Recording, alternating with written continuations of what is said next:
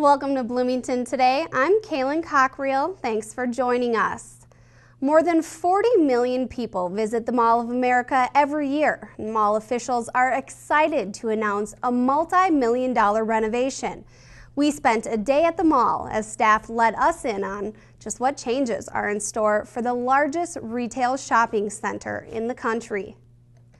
4.3 miles of total storefront footage, 11,000 year-round employees, large enough for 7 Yankee stadiums to fit inside. I'm talking about one of the world's most visited tourist attractions, Bloomington's own Mall of America. Mall officials are excited as construction is in full swing to give one wing of the 4,200,000 square foot shopping center a major makeover. East Broadway is 4 levels and includes the rotunda. And again, we're using the same architect, and the architect is world famous. They're based in New York, Gabellini, and they do an amazing job. So they're going to transform our east side into kind of a Soho urban loft feel. Again, much brighter, much fresher, and that will again help us attract more customers and more tenants.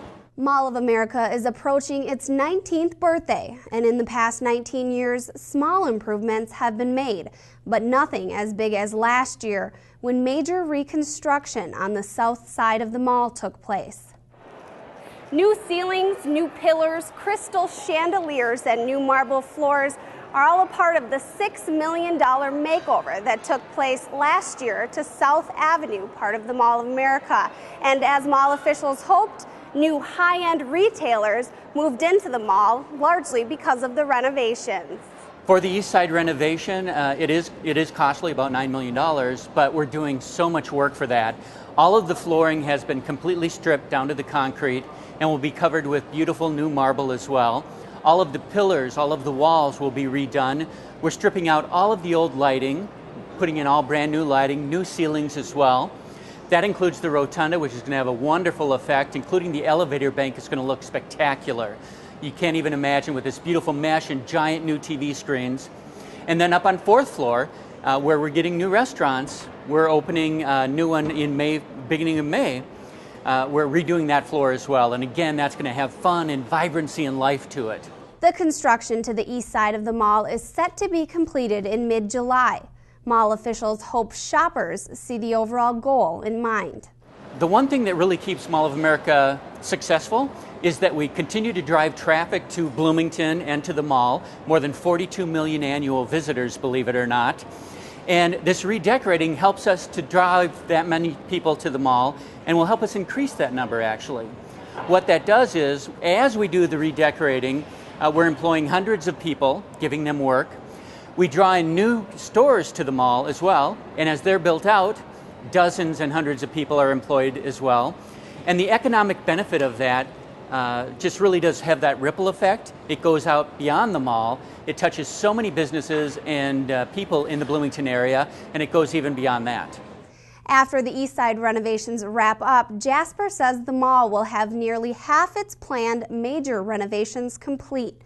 The north and west sides of the mall are next in line for a makeover. Mall of America is home to yet another renovation recently completed. Record numbers of patrons turned out last month when the new Sea Life Minnesota opened its doors to the public. The opening weekend was March 11th of 2011, and it was huge. We had the busiest weekend since we first opened the aquarium. So just phenomenal. Great response from kids, adults alike. It was just a lot of fun to see a lot of smiling faces throughout the aquarium. We took a first-hand look at the changes made to the aquarium, formerly known as Underwater Adventures.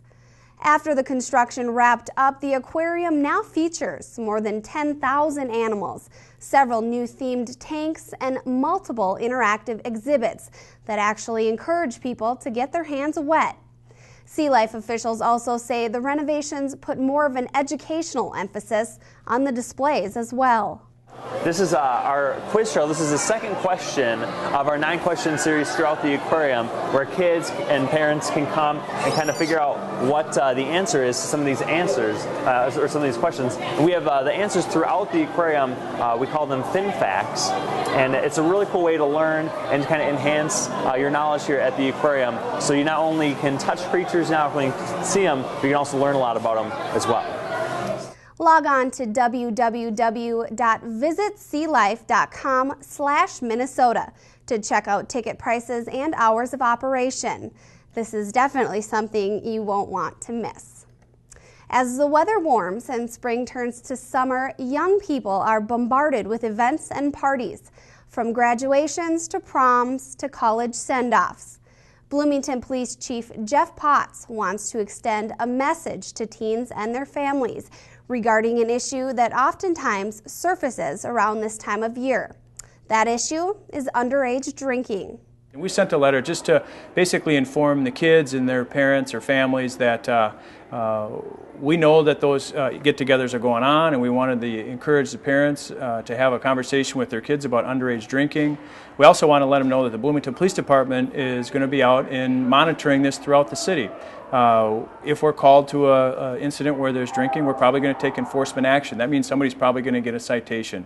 We know that there are horrific things that go along with underage consumption of alcohol and driving a vehicle.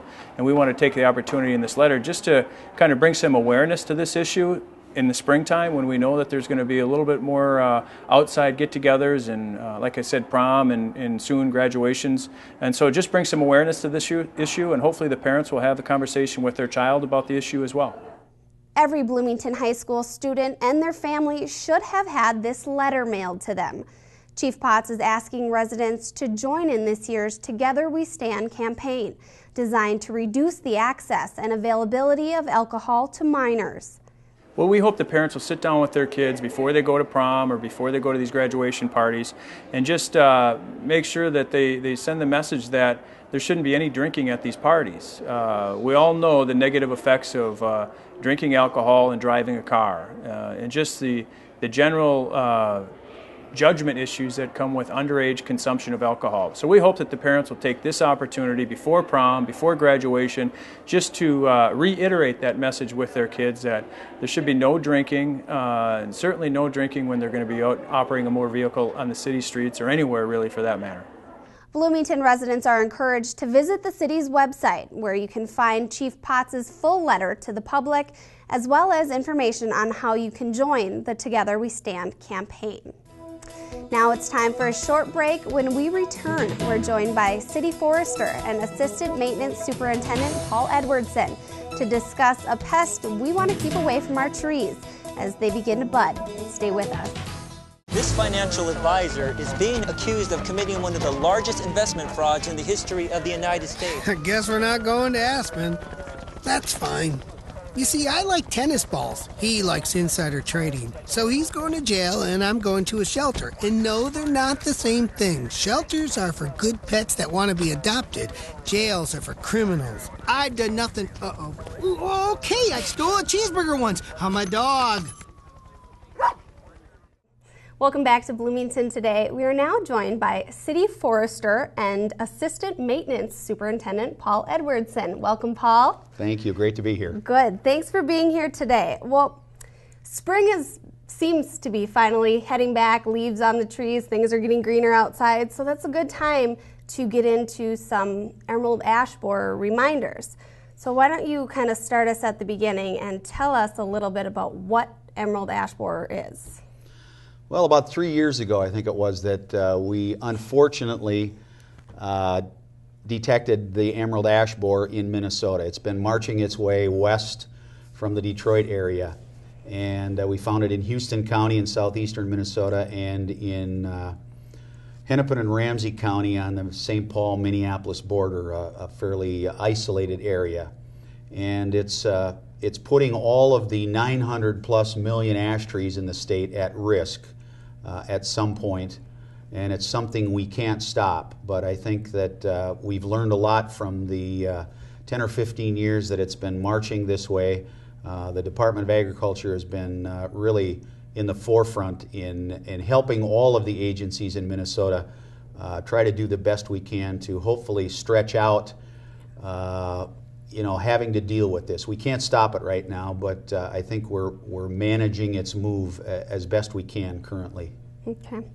Now, what trees does this attack, and what should people look for? I mean, this is an insect essentially that does what to trees? Yeah, it's an insect. All species of ash trees that are, the name is fraxinus, the Latin name, not mountain ash, which is not a true ash tree. It has ash in the name, but it's not a true ash tree. But green ash, summit ash, and any of the cultivars of the ash are at risk for it.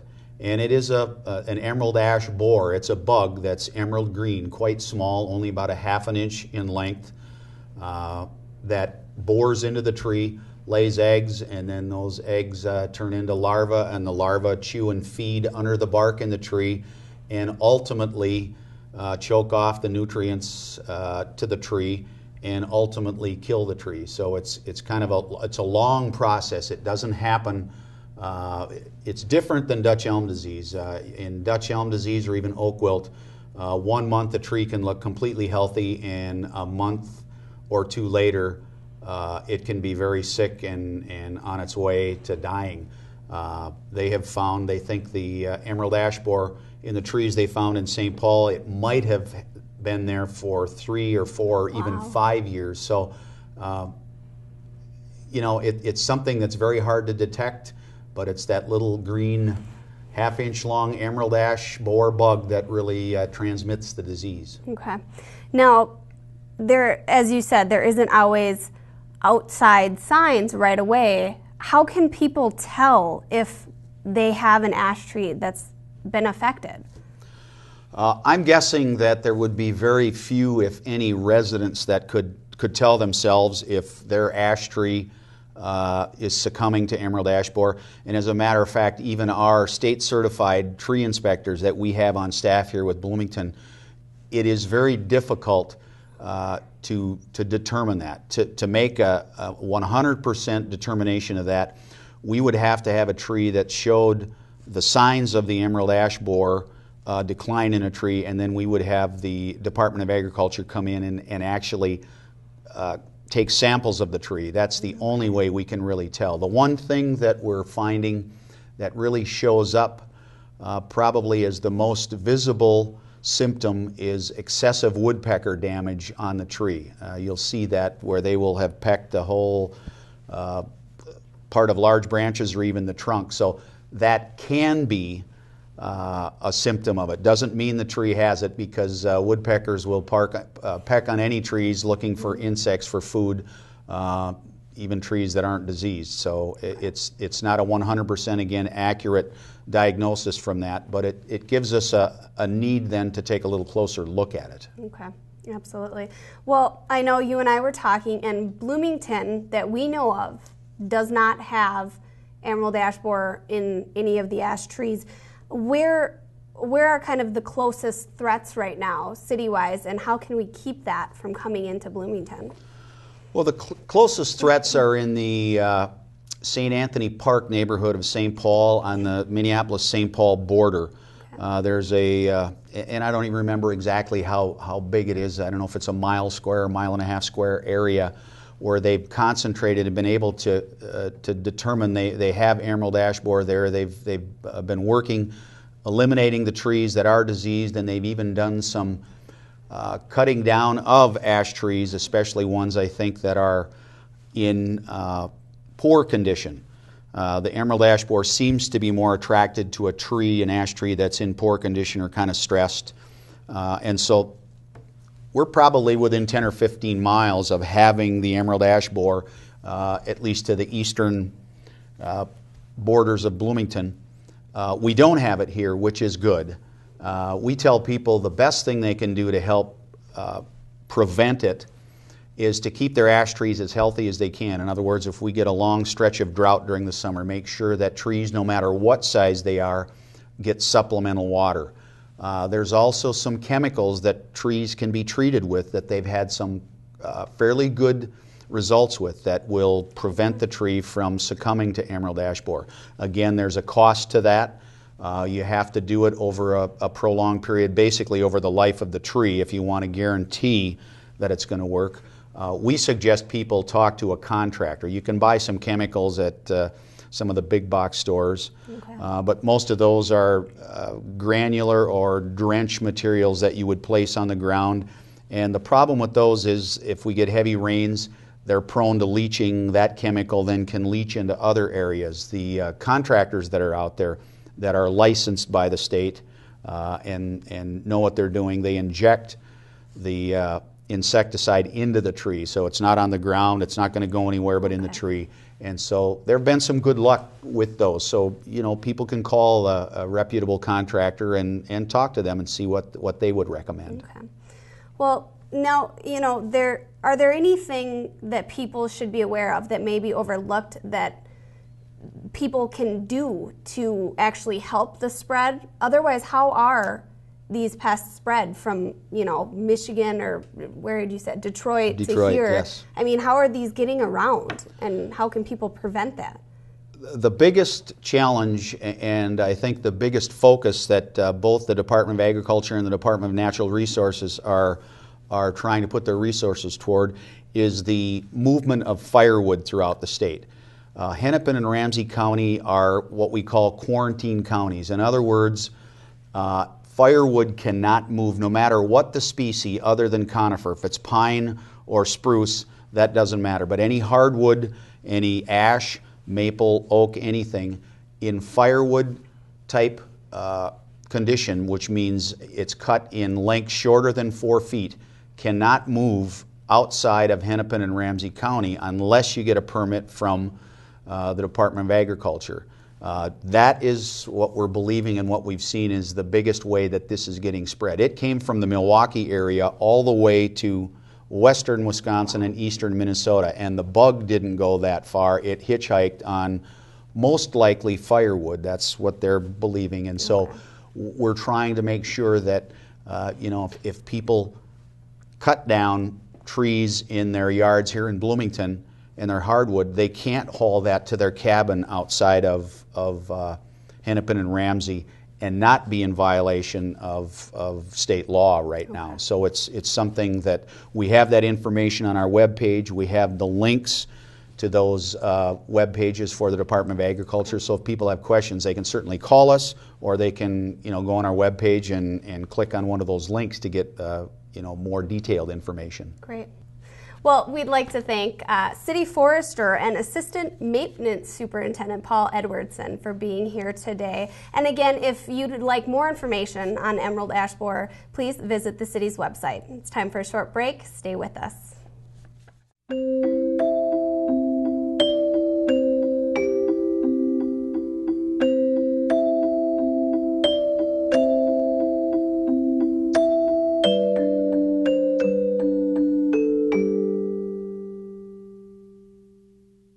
Lead paint poisoning affects over 1 million children today. Dust from lead-based paint could cause violent behavior. If your home was built before 1978, log on to leadfreekids.org. Welcome back, everyone. The Bloomington Sister City organization would like to invite residents to get outdoors and enjoy one of the world's most fun and sometimes forgotten pastime, to honor a tradition from our sister city. On Saturday, May 7th, from 1 to 4 p.m., Valley View Playfield, located at 90th and Portland Avenue, will be the site of the annual Bloomington Sister City Kite Day celebration. This free event honors Children's Day in Japan and will feature live entertainment, food, and lots of kites. Again, the event will be held on May 7th, starting at 1 p.m. and lasting until 4. Residents are invited to bring their own kite or pick up a free kite at the event. A change in city ordinance governing the products found behind the counters inside Bloomington tobacco shops has been passed by the City Council. On the market now are products that look a lot like mints and breath strips.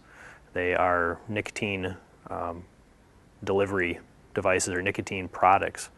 And again, the idea or the fear here is that they're too easily accessible to kids if they're out on the shelves. All tobacco products need to be behind the counter.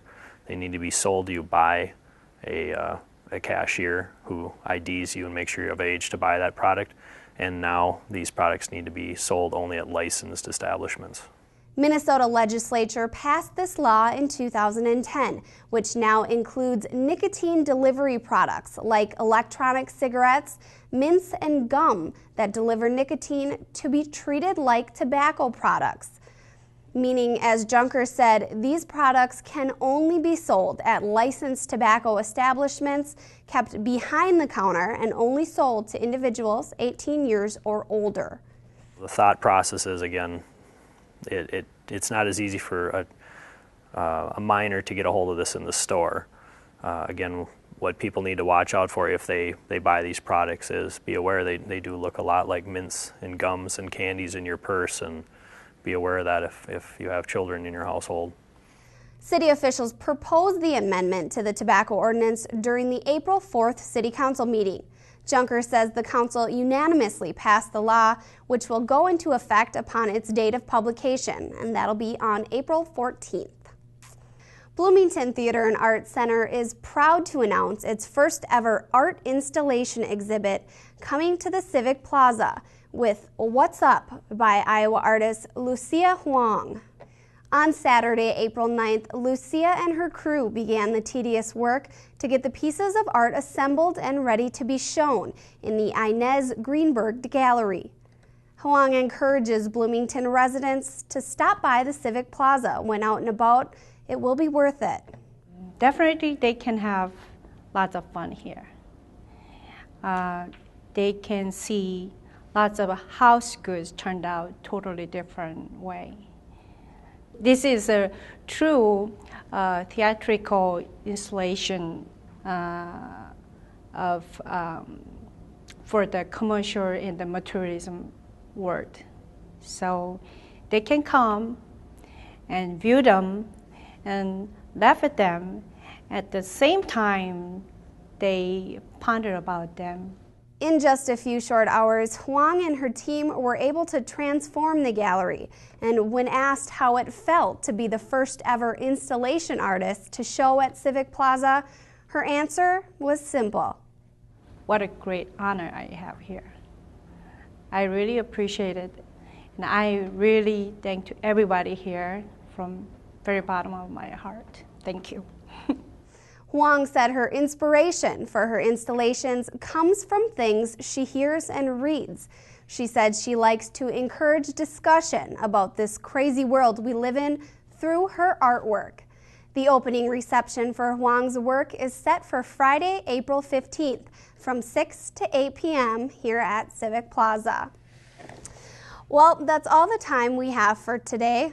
To get more information on city projects, parks, road construction, and events, visit the city's website. To check out past Bloomington Today shows or other city productions, visit Bloomington's YouTube channel, accessible right from the city's homepage. That and so much more is online right now at www.ci.bloomington.mn.us. We'll do you even one better. Sign up for eSubscribe to have updates sent right to your email or cell phone. This is Bloomington Today, a presentation of the City of Bloomington's Communications Division. I'm Kaylin Cockrell. Thanks so much for joining us.